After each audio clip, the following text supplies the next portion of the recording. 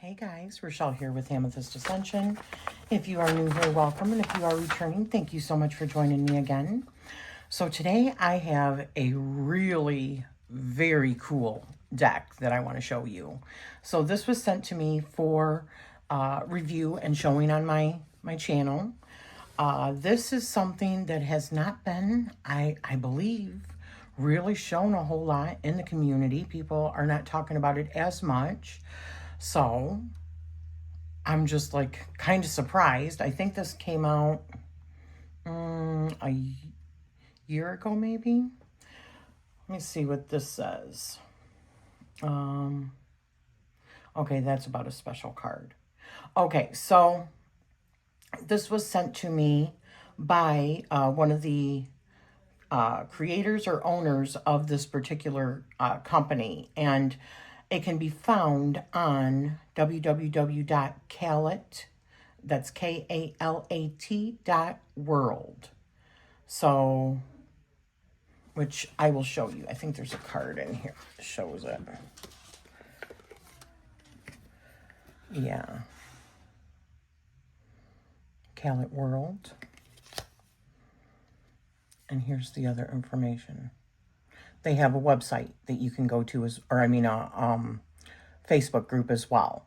And I highly recommend, and I will put a link down below for all of these places where you can obtain this and where you can go and check out their Facebook, because this system is like so cool. I literally just got this a couple of days ago and just started reviewing it.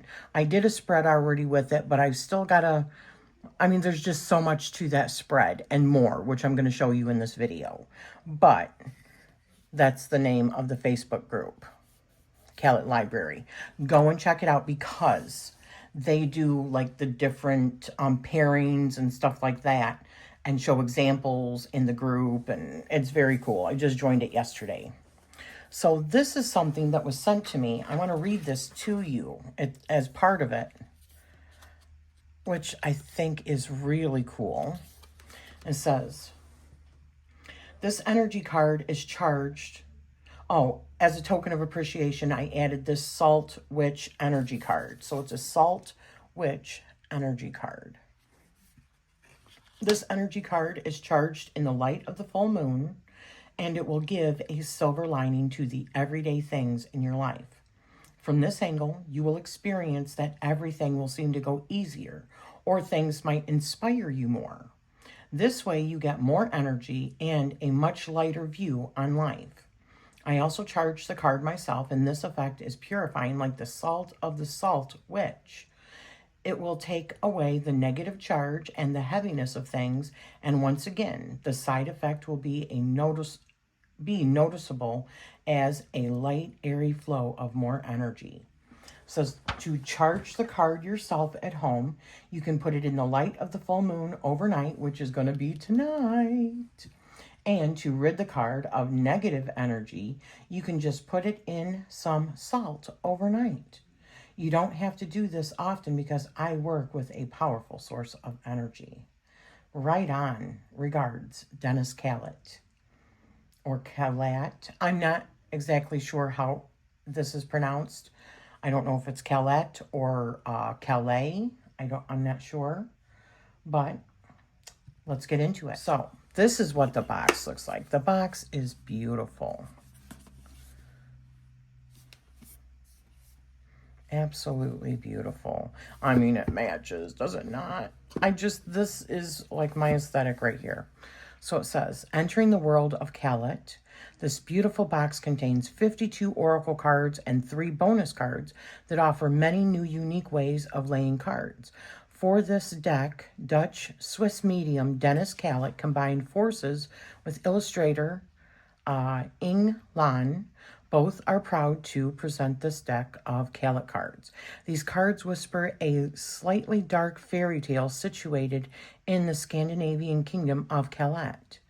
The Kalatian map divides in 4 seasons: winter, spring, summer, and autumn. And these well-known seasons have a big influence on the spreads. Included is a 136-page guidebook that covers all cards and contains easy explanations. Illustrated by Inge Laan. Yeah. There in the distance, everything is so clear to me. Beautiful. So, this is what the guidebook looks like. It's so, I mean, it's so beautifully made. There's no pictures in it. There's little illustrations like drawings, but there's no color in it. But it's not really necessary. But I'll get to that. Let's get to the cards. Let me pull that out really quick. I did end up putting these back in order. Let me just set that aside. I love the gilding. I love the size. I adore the back. Because this is separated into the 4 seasons, this signifies winter, spring, summer, and autumn. I might refer to that as fall. Summer, winter, spring, summer, and fall. I always think of that song. I can't help it. So the first one, and I will say right out of the gate, one of the things that I do find difficult is to see the actual week. It says 51 in the corner, but it's really hard to see that. And it also has a mark down here, which is really difficult to see, but it's signifying that this card signifies the very beginning of winter. And this is week 51 in a year. There. This shows you a little bit better. So I'm just going to give you a for instance for the first one so that you know, and then I'm just going to name them and then name the week. A beautiful deer wants to shine in the winter solstice moonlight. The enchanting moon gives everything a silver lining. So the keywords would be ego, reputation, beautification, reflection, enchanting, recognition, appreciation, dreaming, and appearance. So I could see like glamour magic and stuff like that also. On this special night, the moon lights things up and makes them more beautiful. It's like your Christmas decoration, makeup, glitter, and glamour. And that's why it never hurts to take another look at things in the light of day. So moon and sun. In a small spread, row or column may indicate polarization. So if this moon card came up with the sun, that's what it means. That's what it could signify. So the whistling in the theater is a bad omen for the premiere performance. A toy toy toy ushers in my dance on a frozen, moonlighted lake. Tonight I want to allure the audience with my talent. Okay, so that's winter, spring, summer. I live to shine in the spotlight and for the melody of the echoing applause. Or this is the fall or autumn. In the theater wings, I ask myself if it's worth being tormented by the mirror every day.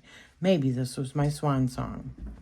So because this system is very much about creating sentences, it is about reading them more than one. So in combination with other cards. So if it added tram, it could mean this. If it added the snow globe, it could mean this. If it added this, it could mean this, and on and on and on. It gives examples of, because it's creating like sentences. And then we move on to the next one. So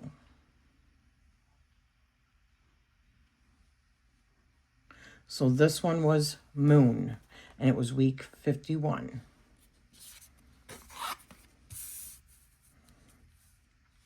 And this one is week 52, and it's stars. And it says also, Happy New Year. So week 1, we have tram. You see that it's still got the winter, and the week 2 is down here in the corner. And this is the snow globe. Week 3 is clock. And week 4 is thief. Yeah, you can see the outline of him. You can see the 4 down there.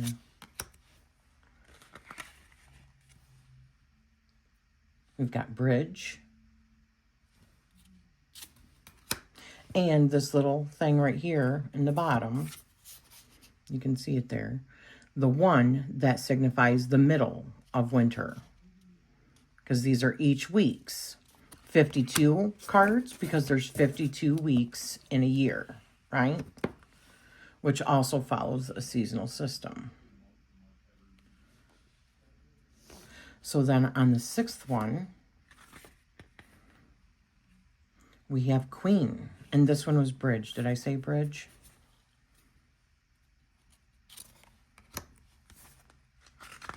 The next one, this is Labyrinth, and this is the 7th week. The 8th week is Beggar.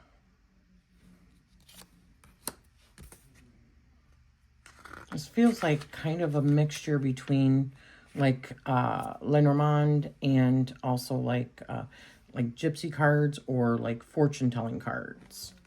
And we've got 9, but these are all based on also the elements and the seasons and each week of the year. So 9 is the Tower.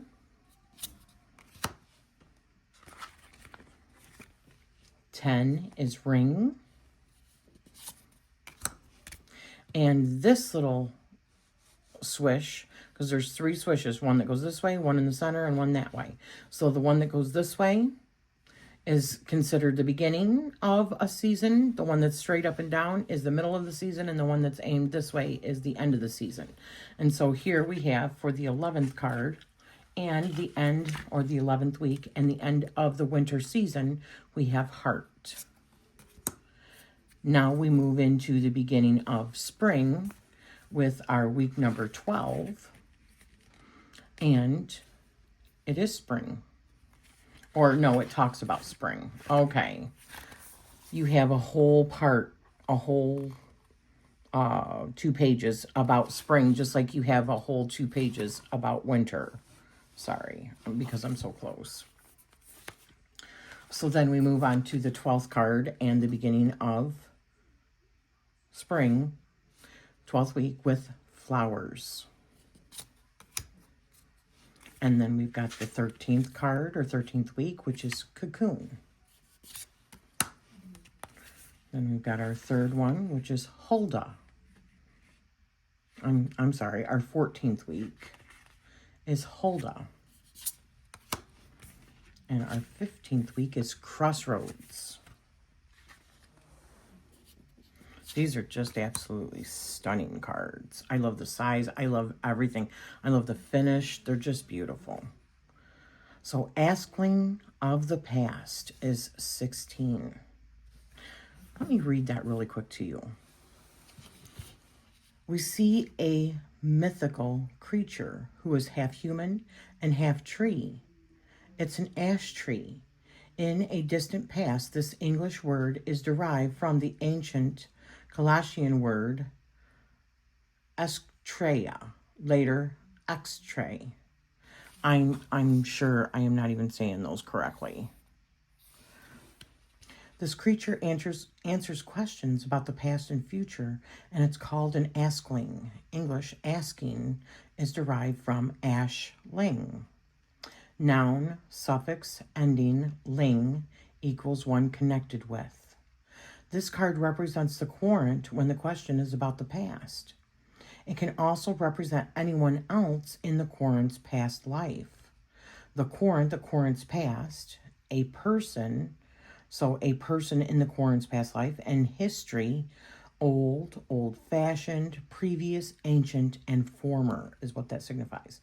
This askling looks away from things on the right. It has only eyes for things in the past. And then it's got a whole page of all of these like pairings and what it could mean. And I think what this is referring to is if the reading that you're doing, a spread that you're doing is heavy, if there's more cards that are predominantly winter, if there's more that are spring, summer, or autumn, then that's another message that could be derived from that particular card, I believe. Don't quote me on that. So our next one, week 17, is house. Our week 18 is wings. So we see the wings of the moth. And then we've got our tree for 19. And this also happens to be, the wings happens to be the middle of spring, because you've got your little like mark over here. So then tree is 19, and it looks like we have another askling, but I'm guessing this askling, yep, is of the future. So let me read this one for you. I do find that these asklings are really, really cool. So this mythical creature, who is half human and half tree, okay.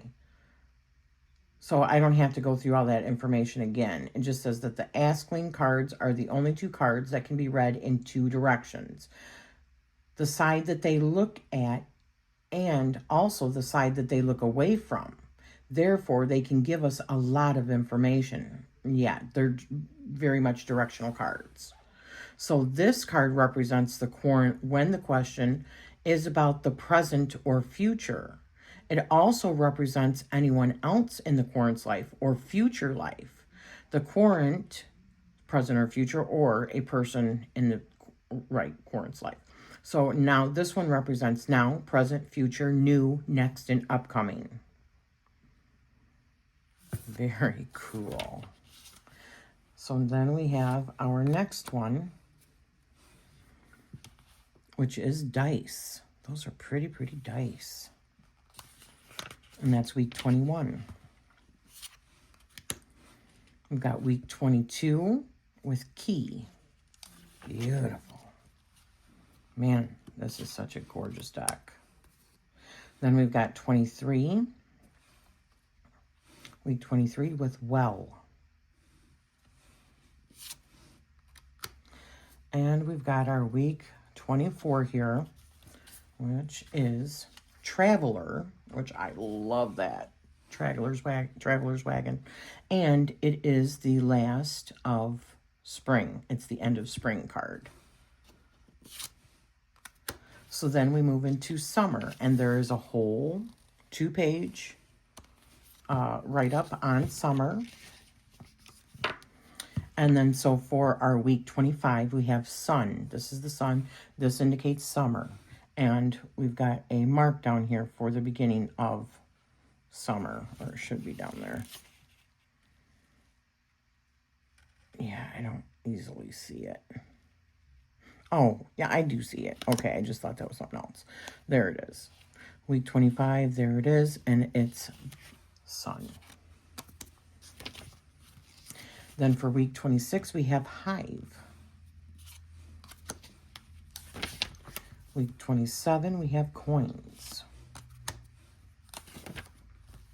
Week 28, harbor.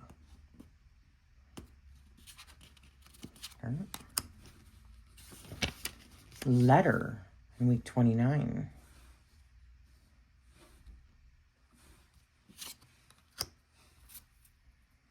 How cute. Week 30, we have dog.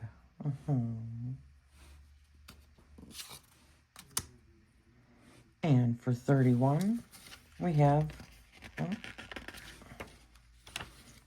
come on. We have mermaid. And this is the middle of summer for mermaid. So then for week 32, we have child. Week 33, we have pearl.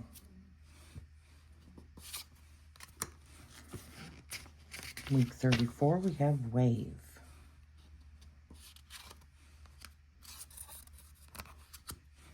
Week 35, we have jellyfish. These are just so beautiful. My goodness. All right. So for week 36, we have lightning.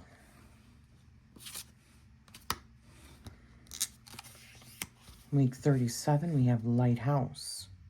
And this is the end of summer right here. Beautiful. And then we move on to autumn, and we have a full 2 pages for autumn right up. Okay, so we have week 38, which is the beginning of autumn, and it's the rose or rose. Beautiful. So then we have week 39, which is Ember Pie.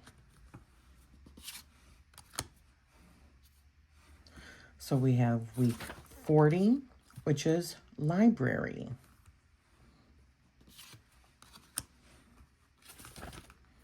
Week 41, which is Phone.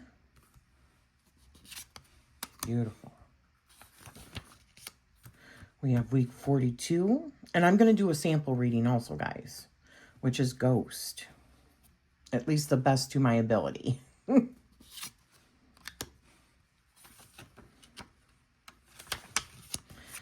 Ooh, week 43. And did I say 42? I think I did. Week 43 is Ouija. Week 44 is Scarecrow. And this was the middle, I believe, the middle of autumn. I will say, it is really hard to see the numbers and the illustrations. And maybe, I mean, the, beginning, middle, end. And maybe they do that on purpose because they don't want you to hyper-focus on that as well. But it is quite difficult. And the way that I want to use this, which I will talk about, at least preliminary from just what I've gathered thus far looking at it, one of the ways that I want to use it. I'm probably going to maybe go over those a little bit darker. I might. We'll see. But that was a Scarecrow. Then we've got Gate for week 45, which is super cool. And then we've got Rain for week 46. We've got Volcano for 47.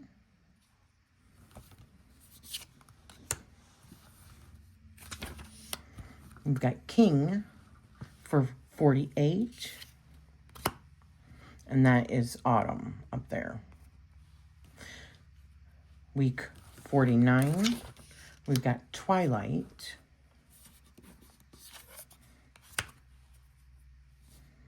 And then we've got the end of autumn, which is week 52, or week 50, and that's Aurora.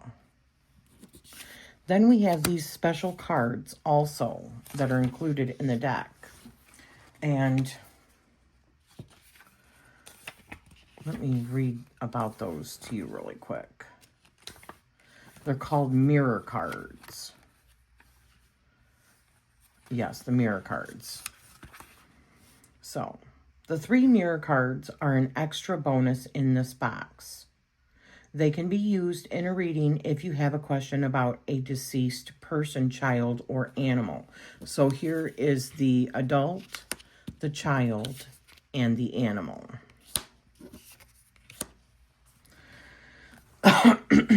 It says, I wanted to give a face to all loved ones who have passed away and left us incomplete.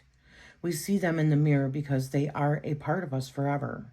In front of the mirror, we also see the empty space they leave behind. For these cards, I chose very personal portraits. I hope they can represent your loved ones too. So the dog.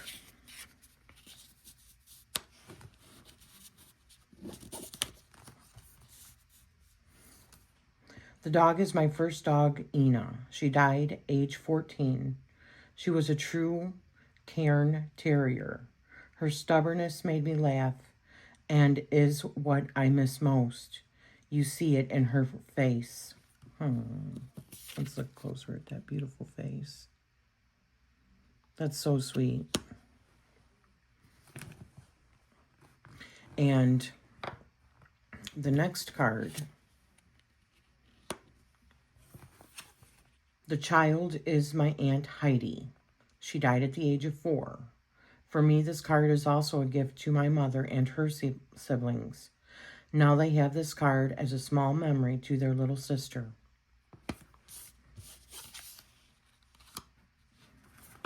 The woman who is portrayed is my inspiration, Serpa. She showed me the way out to pursue your dreams, to experience life. Cancer took her away from this world at the age of 74. With this card, I can say thank you. I hope the portrait of this beautiful Finnish lady can represent the person who is missing in your life.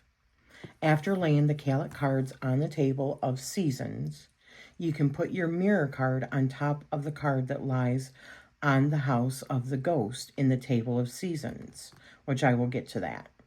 This location is the 5th house of autumn. Now this location has 2 functions. 1, the original house of the ghost gives information about the card on top of it, but also 2, the original house of the ghost expires and the card on top of it now becomes the new house for the mirror card that you put on it. Very interesting. And I would still have to play with that. And it does talk in here also about the Asklings, the past and the future. And that both Asklings represent the Querent. And what, depending on which Askling it is, it can be the future or, where they're looking, where they're facing. It says this. Combine the cards in the column of both Asklings as they represent the present, even if they are in the same column. Combine the 2 cards that the Asklings are facing to get valuable information about the Querent. The Askling act as a kind of bridge. All cards in the columns left of the Askling past represent the past of the Querent. All cards in the columns right of the Askling future represent the future of the Querent. If the Asklings are facing each other, a few cards in between them, also diagonal, can give information about what binds them. Looking away, the cards in between may speak of what separates the past and the future. And if we parse the table of seasons into a 9-card spreads, then the Askling can also stand for a person in the Querent's life.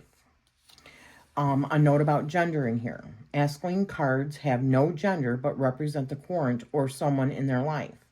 I made this choice for me because for me, it's not important what someone's gender is. If you find it useful to know genders, then you can look at a season and consider this.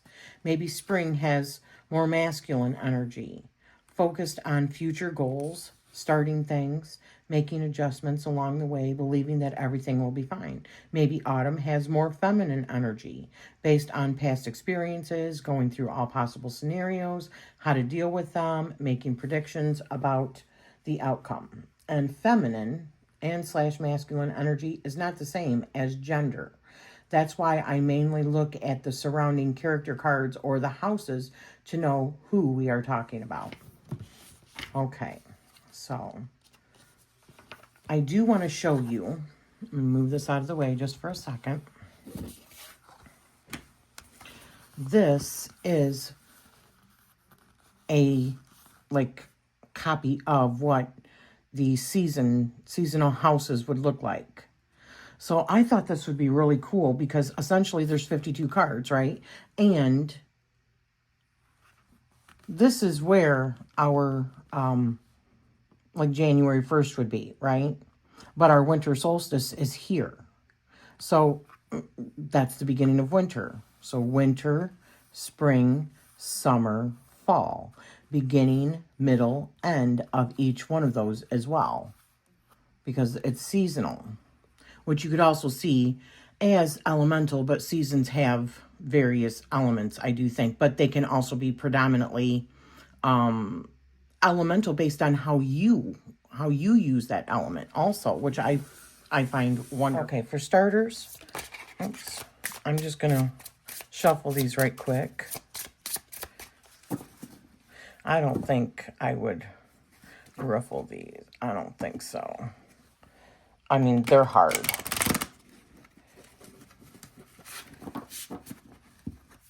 these are, the cardstock is, I mean, they're not meant to be shuffled like that. You can tell. But you might be able to, which I don't know. Yeah, you can do like a side shuffle. Or just your regular overhand, right? But I like giving a good... There we go.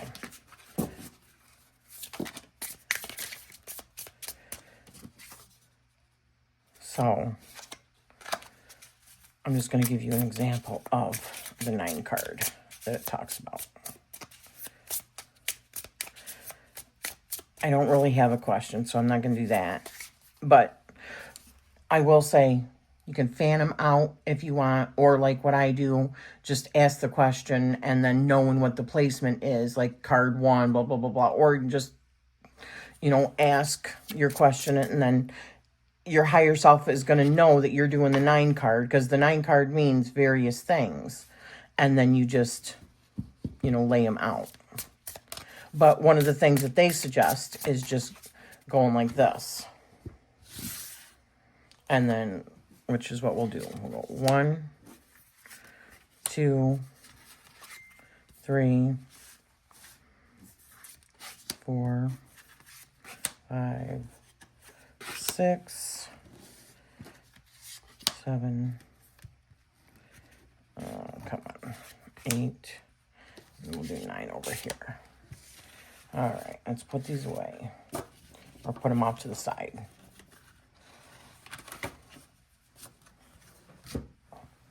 I'm getting a really cool desk mat,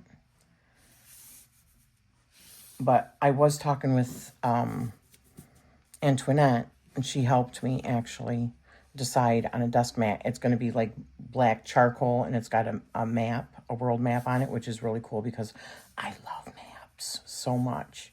But I love tarot mats instead of, or desk mats, you know, like rubbery, instead of an actual cloth, because they get wrinkly and move around and not easy to wipe off hairs and stuff like that. So anyways, but that actual chart that I showed you, this, imagine getting a mat made up with all those places, because essentially you shuffle the card.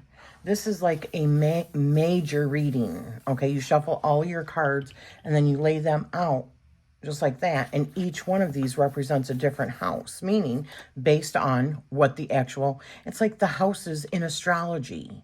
It's so cool. It is so cool. I'm definitely doing it, but I'm thinking I might get an actual mat made up just with the numbers so that I can do these spreads. We'll see. Or you can make, or you can just remember, and I think it's 13 across, isn't it? Yeah, there's 13 across to each one. So anyways, this is what it says for how to use the cards. Now all 52 cards have been introduced to you, and we can start. Ask your question while shuffling the cards. This is how you make contact. Your guide already knows what you want to ask, so don't worry about the correct wording of your question. It is about the invitation to do a reading together. I always say how many cards I'm going to take while shuffling the cards, and I always ask the question in the same way. That makes sense. For the X cards I draw, may I have more information about? So for the number, like for the next 9 cards that I draw, can you help me learn more about so-and-so, right? So this way, you don't have to worry about the exact framing of the question. Yes or no questions are not suitable because the cards make whole sentences. After shuffling the cards, spread them out and grab the ones that speak to you. So here you will be led by your guide, and try not to think too much. You always pick up the right card. If you can't choose, just shuffle them again and then draw the remaining cards for your spread. Put them close in front of you and open them one by one and see what things come to mind first. It does not matter in what order you put the cards down in the spread, but you always have to do it in the same way. This is the agreement between you and your guide. So I don't necessarily agree with that. I think you can establish that before you're doing the reading, just so that you have clear boundaries, because I can see it could become confusing if you're not setting that up ahead of time, but you can always change it out if you want. That's just my, and maybe that's what they mean by it. So now you can start combining cards, and so you get multiple words of which you can make one or more sentences. It is important that you stick to your own question and do not adjust the answers yourself because it suits you better. I agree with that as well. Sometimes when I've seen this many times, and I've done it myself, I will start asking a question and then I'll kind of change it up a little bit, and then I'll say something else while I'm shuffling, and then whatever comes out, I'm like, well, dang it. Was it meant for that or was it meant for that? Because they're two totally kind of different things, right? That's why I love a good detailed spread, because it can take and put order into the chaos. It can really clarify those boundaries. So, okay, so this is what it says about the influence of seasons. Okay. We speak of a dominating season when more than half of the cards are from one season in a card spread from 4 or more cards. In a 3-card spread, all cards must come from the same season to be dominant. 3 same seasons in a small spread, row, or column may influence that specific area. So winter would be slow and a no or night. Spring would be fast and yes and morning. Summer would be slow and yes and afternoon. And autumn would be fast and no and evening. Now that's what they have here. If you want to do different, you can. I would just say, if you do create your own system, then write it down somewhere so that you don't forget. Otherwise, just go with what is already in there, right? That's just my opinion. But what is exactly the influence of the seasons? Here's a picture question for that. What will happen with my job? In a 9-card spread with 5 same season cards dominating, we find this combination. Thief plus hive equals reduction plus work. That sounds worrying, right? So, but now let's take a look at what the meaning could be per season. An employee is stealing your job or your work from you. This may mean that you cannot continue. So that was for winter. If it was spring, a colleague relieves you, because remember, each card has different winter, spring, summer, fall, like I talked about, or winter, spring, summer, autumn, for different variations on what that could mean if the reading is heavy in one of those seasons. That's pretty much what it's talking about. So, as you see, a dominating season can greatly change the explanation of the cards. Winter is working against us, spring is brimming with energy, summer is long and lazy enjoyment, and autumn lets us meet ourselves. So, which spread to choose? Now you know what influences seasons have, and you know the complexity of your question, so you can choose which laying pattern spread suits you best. So one card can add info to an existing spread. 2 cards are fine for the yes or no questions or slow, fast timing. Look at the seasons. Note that no clear answer means no answer. 3 cards are great for a simple question. Read them as a sentence as shown in the summer on page 63. So let's see.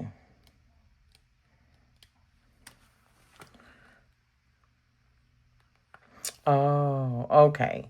Because there's different stuff talking about, yeah. And then 5 cards. 5 cards gives a very good sentence with more information. Read all cards as pairs, 1 plus 2, then 2 plus 3, and 3 plus 4, because each one, and they give different variations in the book. That's why it kind of reminds me of the fortune-telling cards that Baba Studio did, where the pairings mean different things. And I think the second one means different than the first one. Anyways, make a sentence out of these combinations. Cards 1 plus 5 and 2 plus 4 can give the given info or add extra depth. Pay attention to whether a season is dominant. So I would say in this 9 card we have, and I'm going to go over this. I know that this is going to be longer, but normally I would do pairings and all that, but this is kind of one of those systems that is spectacular all to itself. Not like the other systems are not, but there's so much in this system and so many different variations that you don't really need to pair it with anything else. So, says this, so we've got, let's see. We've got 4 winter here. We've got, looks like just one spring, 2 summer, and 2 autumn. So this is definitely a heavy winter spread. So it says that this spread is important because you also use it to read the large table of seasons, shuffle, spread out, and randomly pick cards. Card 5 is the central card and the main topic. So the main topic for this one would be, what is that, 29, which is the letter or letter. A message in a bottle is a very efficient way of communicating, but this card also stands for emails, letters, messages, and memos. Isn't that interesting that we get the message card for this? All written communication falls under this card, including packages, as they are the result of an order form. So this represents, or the keywords for this one are letter, email, invitation, order form, packages, tickets, flyers, and advertising. And the written word covers all meanings of the letter. And for winter, if it's a heavy winter, which it is a heavy winter here, dominant winter, a diner's broken drive-through order kiosk. Okay. So there's like issues. And I could see that also with maybe a message isn't coming through as good as it could be because, first of all, it's stuck somewhere on a desert island in the middle of winter. So it's not even on the same side of the world to where you're at. So I could see that messages could be coming through not as good as they could be. That's just one aspect of it, looking at it. Then it says, so 1, 4, and 7. So card 1, 4, and 7. These are past. These are all past. These are present column, which is 2, 5, and 8. Here's the diagram. And then 3, 6, and 9 are the future. Then we've got your concerns, your current approach, and guidance that you get. And then we have the 4 corners, so 1, 3, 7, and 9 means the first impressions. And then the diamond shape, which is 2, 4, 6, and 8, would be the dynamics around the 5 card. And then the 3, 5, and 7, so 3, 5, and 7, would be for you to watch out for. So the pitfalls for what for what you should be watching out for. And then 1, 5, and 9 is you might want to consider, right? And then, yes, it says pay attention to whether a season is dominant. Example, even a spread with 6 out of 9 cards in winter could still end up very energetic and fruitful when it has 3 cards of spring in the future. So that's interesting because this has 4 winter. So it's definitely heavy winter. But there's 1 spring in here, which is the house. And then there is 2 of the other 2 elements or seasons. 2 summers, and it's a child, so maybe it's a message from a child. And because this is also your concern, so maybe you're afraid of or concerned about how you're communicating with one of your children or a youth, somebody that somebody new. This is just what I'm gathering just from this. I don't know these cards that well. This is just my preliminary thoughts on it. And then with 2 of them being autumn, and 6 is about your current approach. So maybe you're feeling a little hot-headed because this is the volcano. So maybe you feel like the communication isn't happening because either you're maybe too emotionally not handling it well, or the other person is not handling it well. So the communication is not there, right? And then let's see. The other one, which is autumn, is the king. And I can't remember what that means. I don't even know what all these mean, to be honest with you. So isn't this a fascinating, just absolutely fascinating system? I did just join the group. I'm so excited to look further into this. I do think that this could even pair nicely with other things, but I did want to mention how I think I'm going to be using this starting now, besides just using them for other questions. And I did do a question. I just haven't really deciphered it really well because there's so much to deciphering one of these. But I'm all here for it. I love this kind of stuff, okay? It's like having to work for or unbury a treasure, right? Bury treasure. I mean, it's just really cool. So I can also see getting timings out of these, not just seasonal timings, but I mean down to the week timing, because there's 52 weeks in a year and each one of these is laid out. So if you're looking for a certain timing on something, so if this was our focal point, it would be week number 29 in summer. So just go to the 29th week of the year and there's your answer. It's going to happen around this time. Maybe it's going to be during a Mercury retrograde or something. Who knows? But I'm just fascinated. I think the artwork is absolutely stunning. The gilding is beautiful. I love the packaging. I love the amount of introspection that has gone into this whole system. I'm just... yeah, I love it. I love this. I can see even using this with, like, my matrix deck, right? I mean, yes.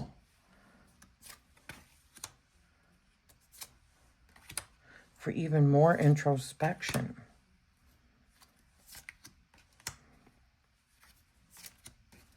Oh, gosh, yes. I'm just so excited about this deck. I'm looking forward to learning more.